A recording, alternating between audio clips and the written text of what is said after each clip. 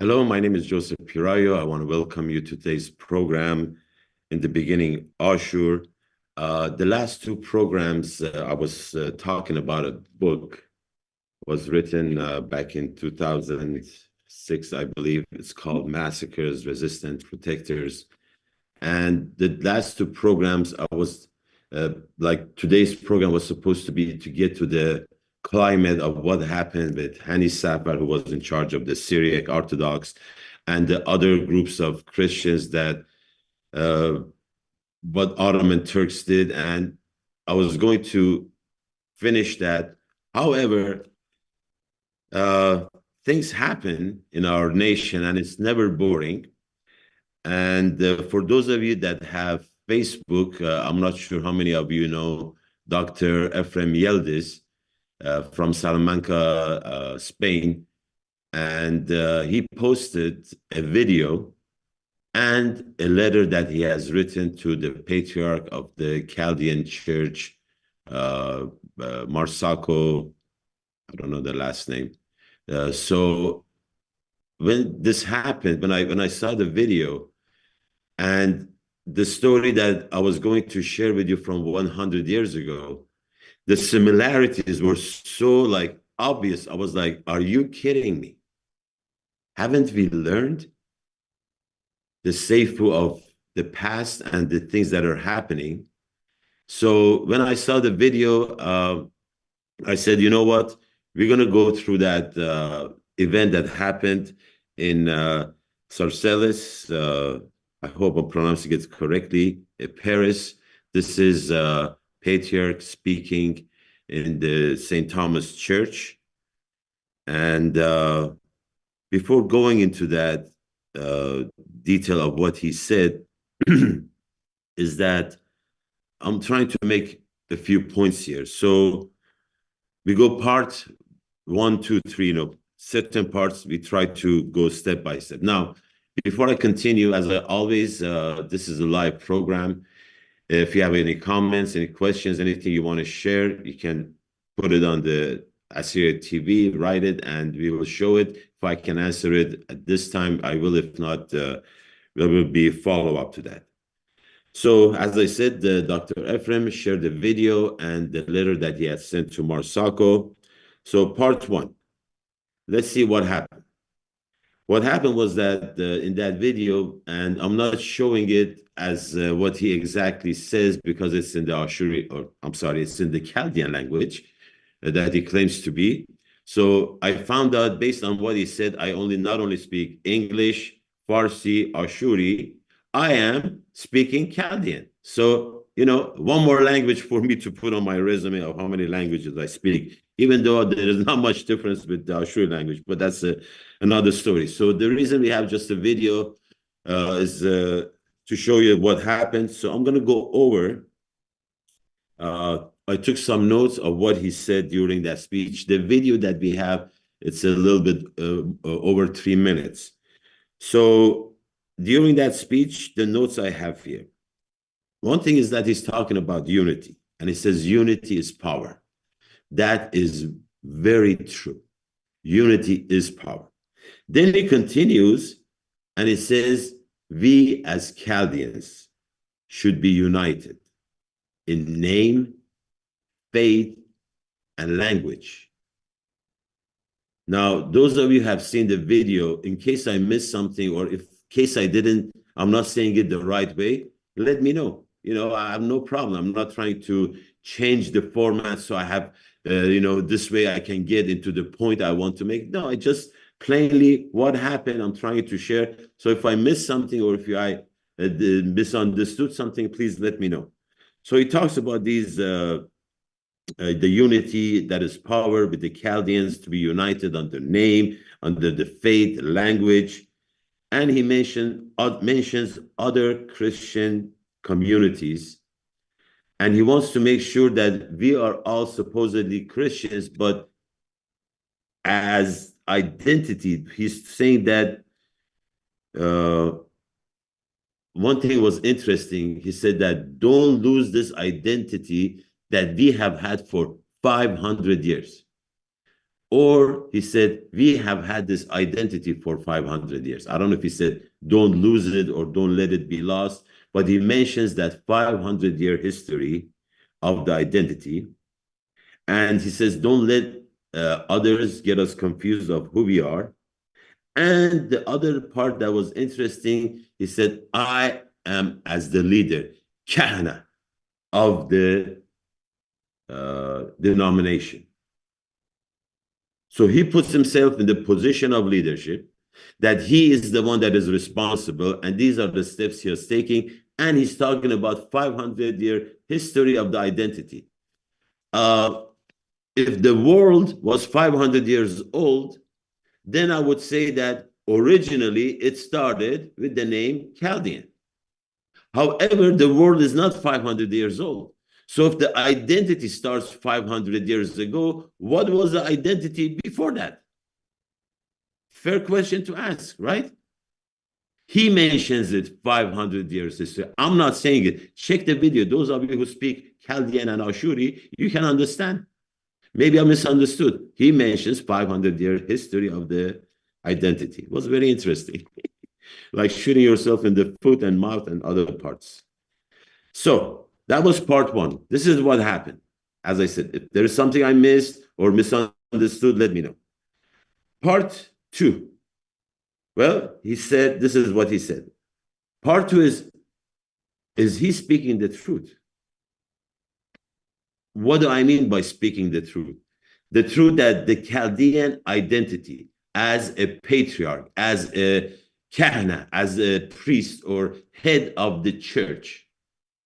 You know, it's interesting. This internet business has been very useful because there are posts, there are photos from the past, and people share.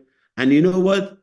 There was this photo, and I'm sure the Assyria team has used it too. This person is called the late Mar Raphael. He was the patriarch of the Chaldean church. And this is a quote exactly of what he said. Now, is this a Photoshop?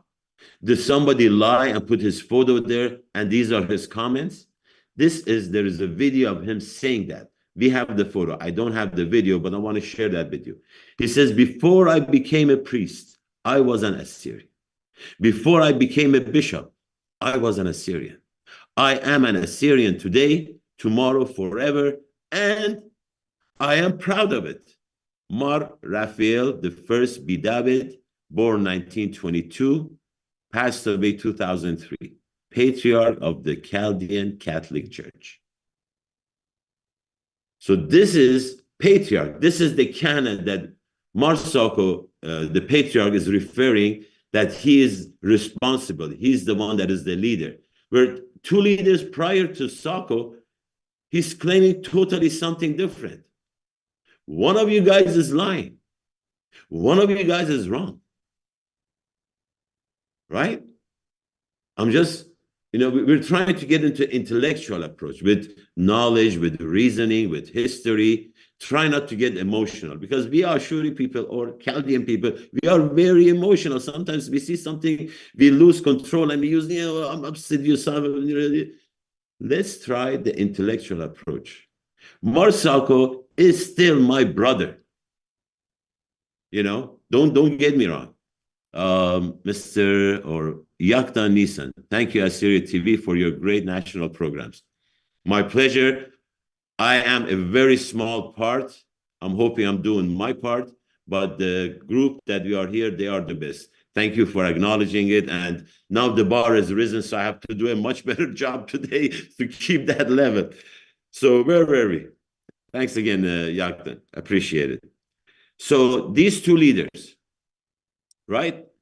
So, as I said, Mar Soko is my brother. I see one thing that we're missing is that we are one family.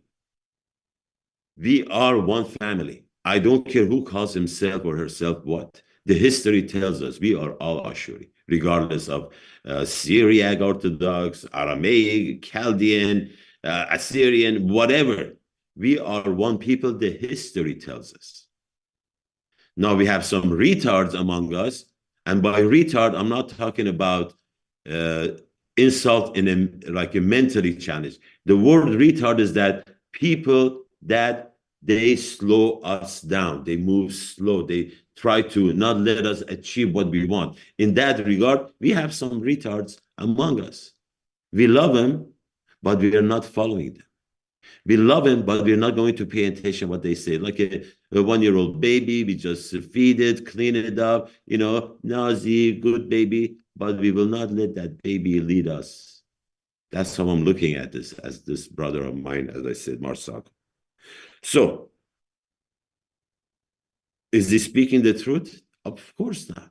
As I said, he says himself, 500 years ago, history. So there is a history before that. We are all one. More recent, we have Mar Raphael David, that he's talking about who he is. He says, as a priest, as a bishop, as a patriarch, regardless, Assyrian, today, tomorrow, forever. Patriarch. So there's another photo we have with Marbi David and Mardencha, and I believe the other gentleman, I don't know who he is. I'm assuming he's the patriarch of the ancient church. But, they're holding arm in arm. There was a time that these three people wanted to bring us together as one nation, even though there were different denominations, but one nation.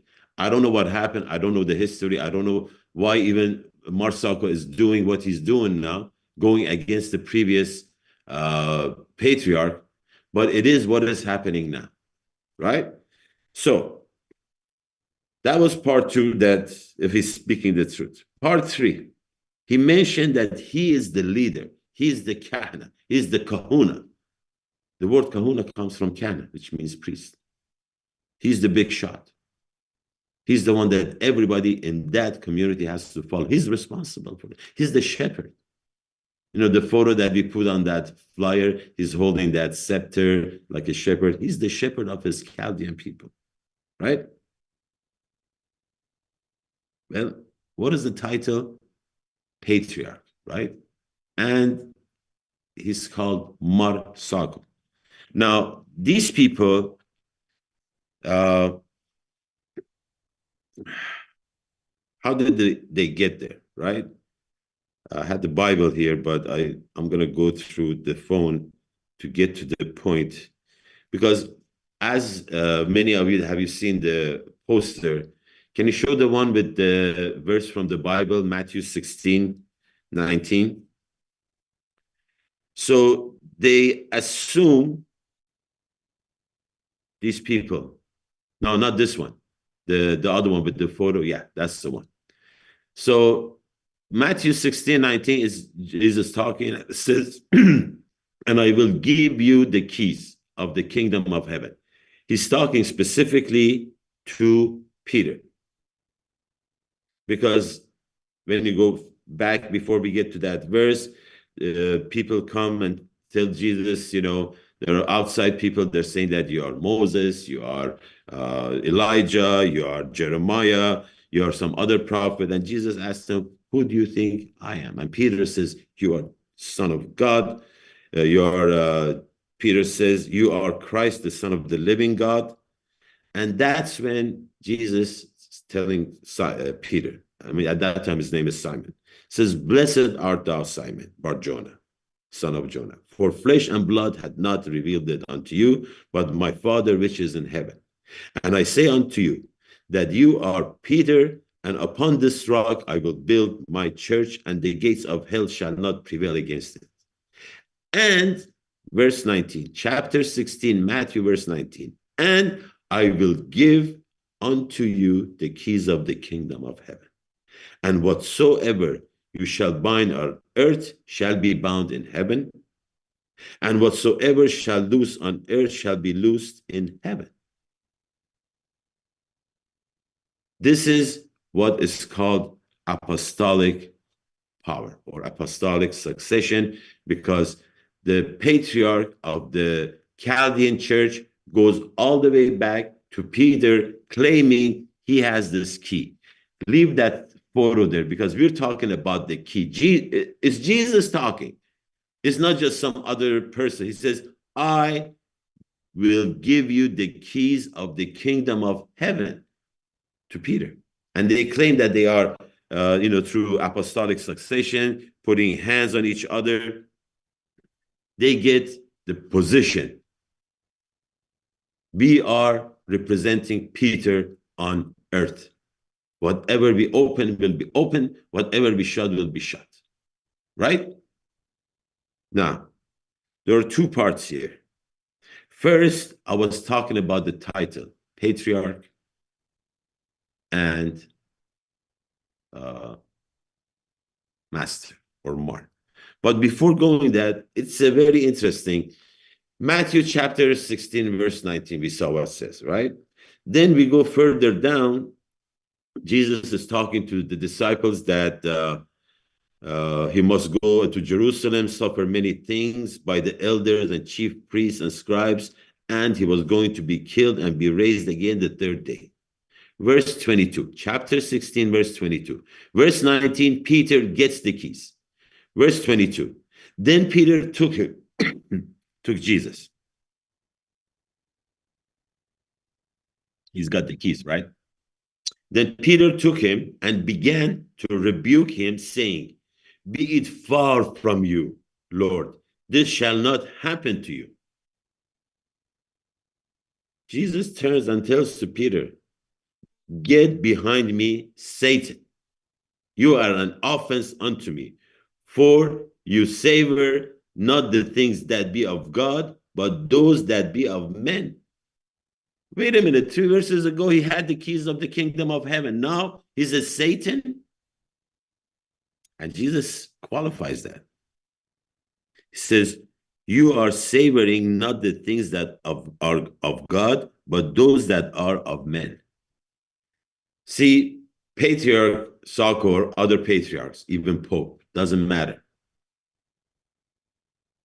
They can claim they have the keys because every one of them claims to have the keys.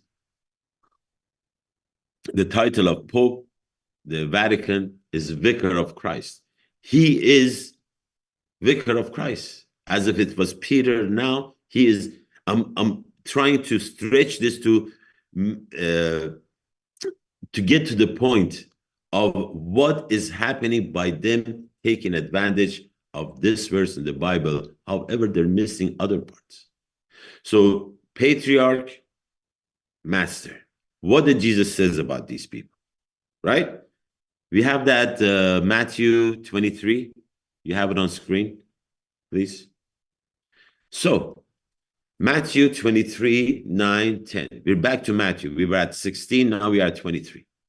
This is Jesus speaking. It says, call no man your father upon the earth, for one is your Father, which is in heaven.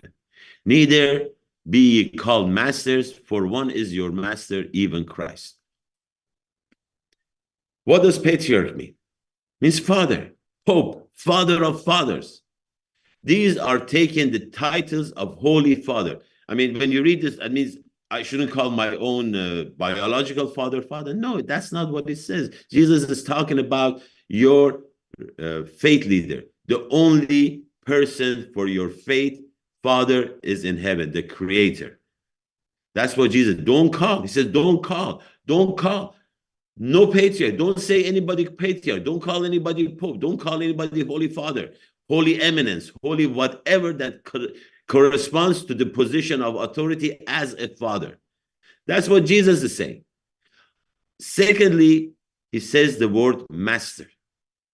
In Ashuri language, we call them Mar, M-A-R, which means master or Lord. We have that title in all these apostolic churches.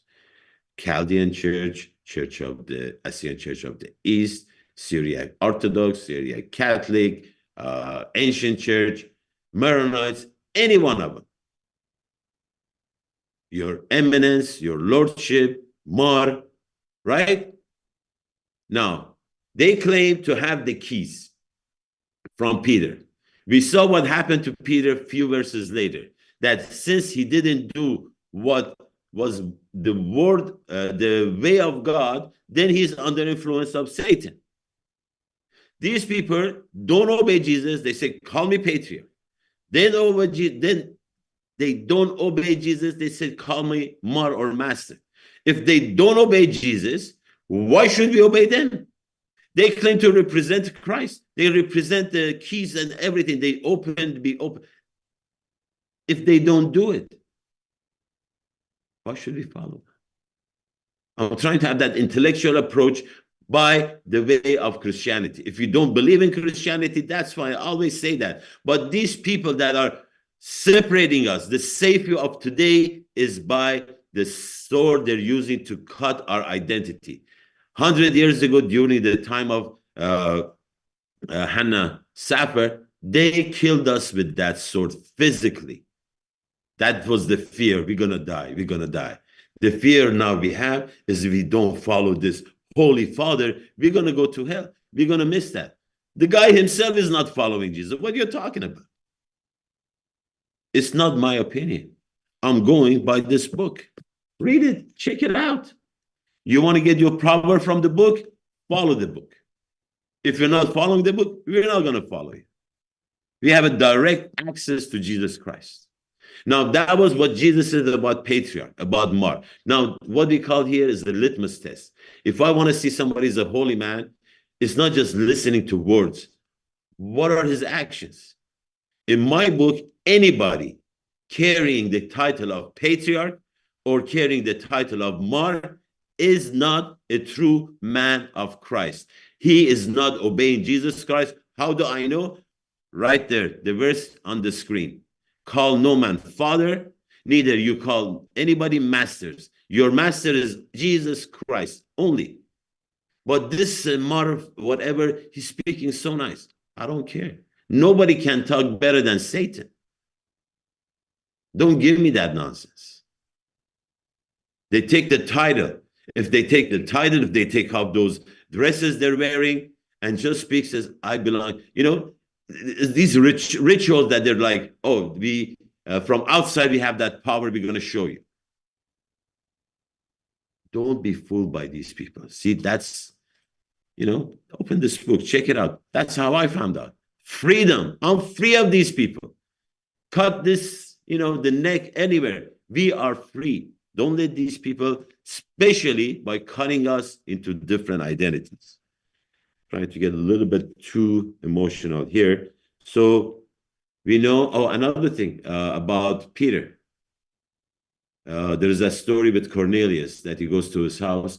He kneels in front of him, wants to kiss his hand or his kisses. He said, hey, I'm a man like you. Peter, these people representing Peter, these people having the keys that Peter has. However, they are not doing what Peter did. They let people kneel in front of him, kiss their hand. Yeah, the ring, they're kissing. They're not supposed to kiss anything. This is not true Christian faith. Why wondering? Why do you wonder? We have so many people run away to say, oh, this is Christianity. I don't want it.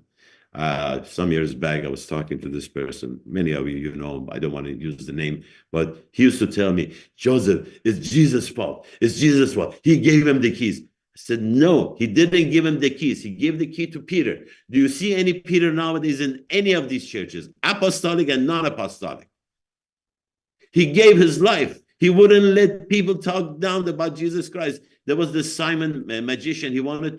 He saw Peter healing this person. He said, I give you money. Show me how to do this. Jesus said, go to hell. Peter said, go to hell. Read that. It's in Acts. Another time, there is this blind person comes to Peter and says, give me money. I'm poor.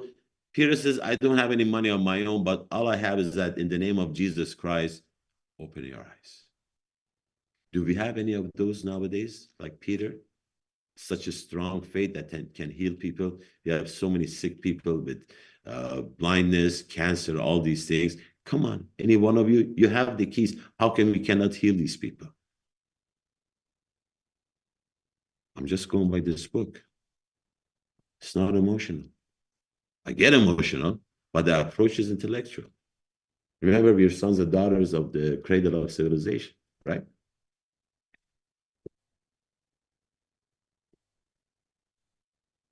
One thing that has happened to us is when we see things like this on especially Facebook, You want to run those emojis? So when Dr. Ephraim posted the letters and the video, and many people shared the post and all these comments that came, we had these emojis that were coming like, yeah, good job, or loved it, or somebody's like pissed off. This one, self-explanatory, and people laughing like, oh, this, you know. So and the last one, oh, قط ما بريش, why do you say that? So it's a start that when you see something like that gets you, you love what Dr. Ephraim did. That was his second letter that he sent to Patriarch Sako. Is it working? If it's working, let's keep doing it. But the guy hasn't changed. And he's not the only one that is a problem in our nation as man of cloth. We have others that they are blackmailing us in a way. Oh, we are the ones with the keys. If you don't listen to us, go to hell. When you read the book, you know that's not true. However, once we get started, we see these, that was shared, the videos, the letter, everything, we get upset. We like what doctors do. We like, what is next? What can we do to change? Because certain things have been done and they have not changed anything, right? Well, let me share with you something. I try not to boast, I'm not the boasting person, but there are a couple of things. Back when I had the program, when we had the A and B, there were a couple of things that when I was reading and planning the program, I just observed. You see a lot of things by observing. One of them was that Isaiah chapter 19, verses 23 to 25, that says about there is a highway from Ashur to Egypt and Israel in between.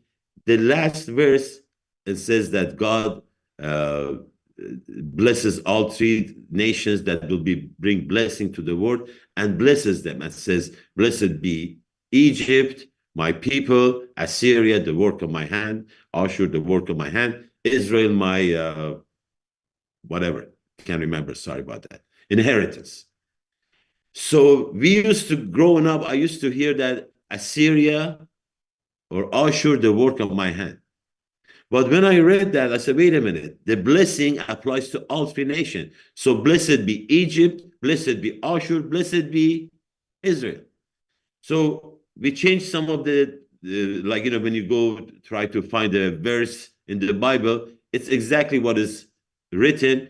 But I changed it, not that I changed the meaning of it, but I added, blessed be Ashur, the work of my hand, because that's what it says. That's the context of blessing. And you know what? When we started doing that, I could see it on Facebook. People would come, different posters with different photos. And instead of putting Assyria, the work of God's hand, would put blessed Assyria or blessed Ashur. Little things. I'm not boasting, but the other part that I want to share with you is that the Babylon emblem on their Chaldean church. Let's see what the original was. Do you have that? We can share. So when Pope, I don't know who he was, like a couple hundred years ago, when he approved of the new denomination, it was called the Patriarchate of Babylon Chaldean. Patriarchate Babel the Chaldea. Babel was part of it. So when I did this program a few years back, I was like, wait a minute. In this book, Bible, in book of Revelation of Jesus Christ, it talks about the great Babylon, the great mother of harlots, Babylon, the great mother of prostitutes. And there are other chapters in Revelation that says Babel is fallen. So many bad things about Babel. And I was like, hey, wait a minute. This is the, I don't know if it's called emblem or whatever it's called, of the Chaldean church. How can you have the name of a harlot on your logo? I was like, if you're a Christian, if you're not Christian, yeah, put Babylon, whatever. But if you are Christian, why would you use the word Babylon in identifying yourself as a Christian church? Well, guess what? I don't know how long ago, a couple of years ago, now we have the new logo. Can you put that, please? What happened to Babylon? Now it says Patriarchus Chalderim or Paterkayutet Chaldea. See, I can read Chaldean. You know, so what happened? Was it the program that I did? I don't know. Nobody told me. But the thing is that after we talk about this and people shared, yeah, why we have Babylon, next thing you know, somebody in that church decided to take the name of Babel out. Why am I bringing this up? Why am I bringing this up? Many of our people have given up hope on our future. We have many Ashur Banipas, many Shamirams that have said, we don't want to get involved. The people that are in power, like the clergy, especially, because most of our people are people of faith. They believe in Jesus Christ. Unfortunately, they believe that these middle people can help him. No, there is no middleman. We have direct access to Jesus. But what has happened with our brothers and sisters, our Shurbanipals and Shamirams that we have out there, I want you to realize that we need you. We need every one of you. Don't give up, please. Don't be hopeless. Don't be helpless. We see what's wrong with these emojis that we put in there. And you know, for everyone that puts a like, there are 100 people that are not reacting. We have tens, even maybe 100 times more people that they see it, but we don't see the reactions.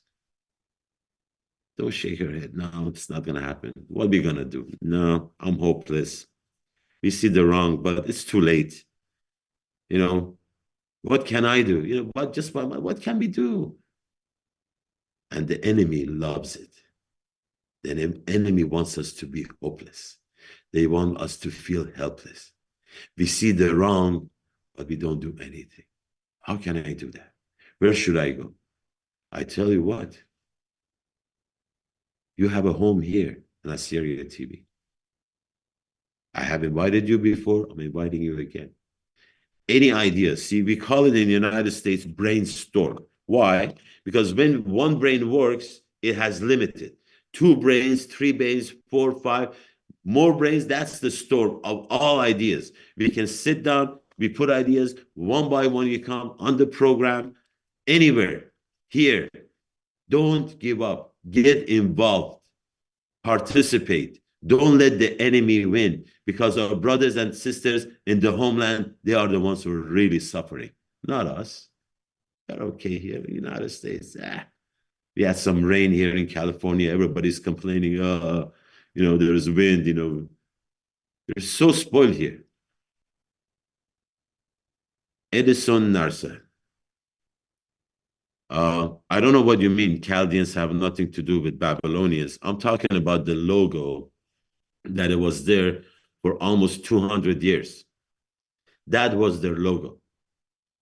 It has anything to do, Babylon and Chaldeans together, it has something to do with them or not, but this was the logo of the Chaldean church. So if Chaldeans have nothing to do with Babylonians, for almost 200 years, they thought they did in the faith, Christian faith. Few years ago, they take the name of Babylon out. Did somebody wake up, changed it? That's fine. Maybe, oh, Babylon has nothing to do with Chaldeans. That's fine. But for 200 years, the name Babylon was there. The name that is a cursed name in the Christian faith, and it was a logo on a Christian institution. That's what I'm saying. So there's more. You're speaking tonight about it. The problem is inside the Chaldeans themselves. They have 4 different tribes and are all against one another. He just forgot about another issue about the Assyrians' unity. I think the Chaldeans first need to resolve their own issues. Well, it's the first, thank you, Marlon, for your comment.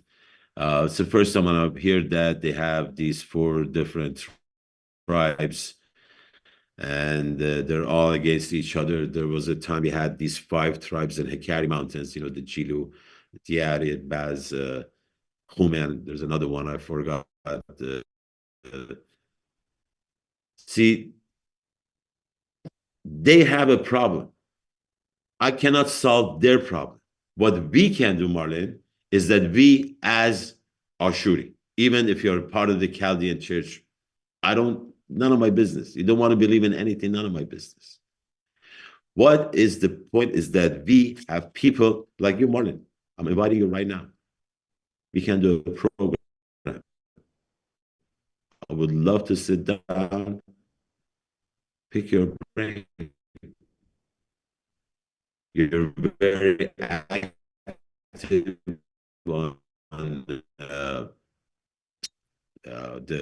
group that sit down and talk before doing a program. You can come in and share anything that you have on your mind. We might argue, but we're not going to fight, right? We're brothers and sisters. I would love to have you. So you can send me a messenger later. We can follow up on that. Edison Narsa, I understand, but the Chaldeans of today claim they are Babylonians. Okay, let them claim. If they claim they're Babylonians, they haven't read their Bible. I just told you, the Bible says Babylon the Great, mother of prostitutes. So Chaldeans say, yeah, we are mother of prostitutes. They can be Babylon. Let them be. Whatever they want to do, I don't know. We can do what we need to do. Anyway, so another thing is that once we get our Ashur Banipal Shamiras together, believe me, I guarantee we're going to have a great time.